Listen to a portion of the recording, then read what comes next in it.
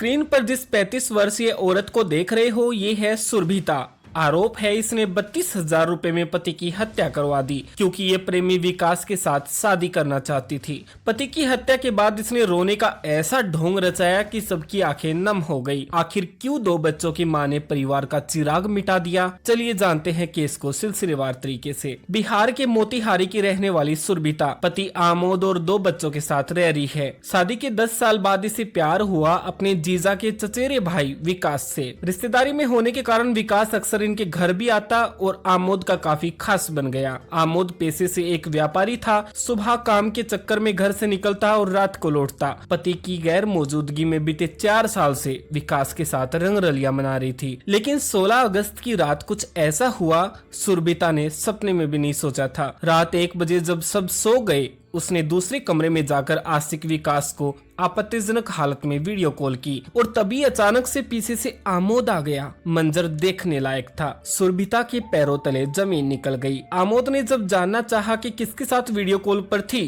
तो उसने बताने और फोन देने से साफ इनकार कर दिया। दोनों के बीच सुबह तक झगड़ा चला। तेज आवाजें सुनकर बच्चे और परिवार में माता पिता भी जाग गए। सबको पता चल चुका था कि सुरभिता का कोई अवैध संबंध है। अगली सुबह ये जानकारी सुरभिता के मायके वालों को दी गई। उन्होंने मोतिहारी पहुंचकर बेटी का पक्ष लिया और कहा कि सब इल्जाम झूठे हैं, उनकी बेटी सीधी सादी है। जैसे तैसे करके ये बात दब गई, लेकिन आमोद जानना चाहता था कि वो शख्स कौन है। लेकिन परिवार में बढ़ते झगड़े को देख ये एक राज ही बन गया। फिर आया 14 अगस्त 2025 की तारीख। सुरभिता ने अपने आशिक विकास को बताया कि अगर वो उससे प्यार करता है तो उसके पति की हत्या कर दे। विकास प्यार में अंधा हो चुका था। उसने प्रेमिका के कहे मुताबिक एक गोलू नाम के शूटर से बात की। गोलू ने डिमांड रखी कि 28,000 रुपए में वो इस काम को अंजाम दे देगा। अगले दिन विकास ने सुरभिता को बताया कि उसके पास एक लड़का है और 32,000 रुपए में हत्या कर देगा। सुरभिता ने आओ देखा न ताओ, तुरंत विकास के खाते में 32,000 रुपए ट्रांसफर कर दिए। 4,000 रुपए विकास ने खुद खा लिए। 16 तारीख को जब पति आमोद घर से निकला,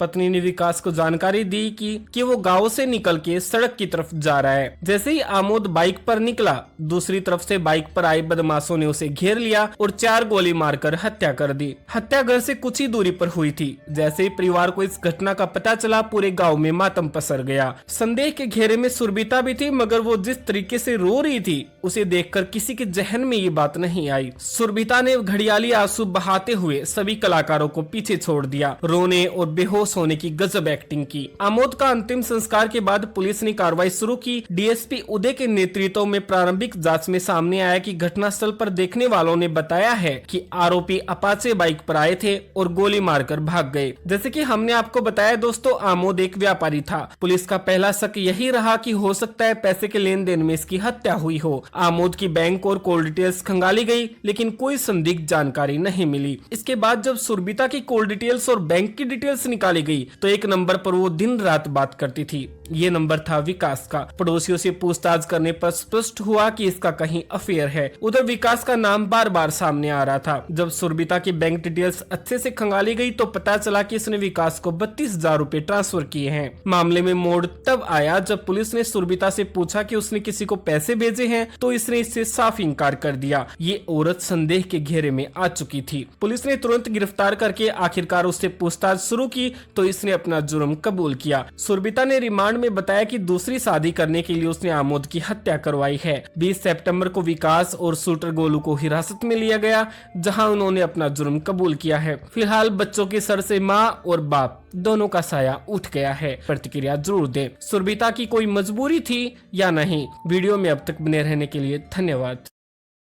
दोस्तों, इस घटनाक्रम को सुनाने का उद्देश्य किसी के दिल को ठेस पहुंचाना नहीं है, बल्कि आपको जागरूक करना है। यदि आपको यह कहानी पसंद आई हो तो हमारे चैनल सोनू अग्रवाल सफार को अवश्य सब्सक्राइब करें। वीडियो को लाइक और शेयर करना न भूलें। हम अगली कहानी में फिर मिलेंगे। धन्यवाद।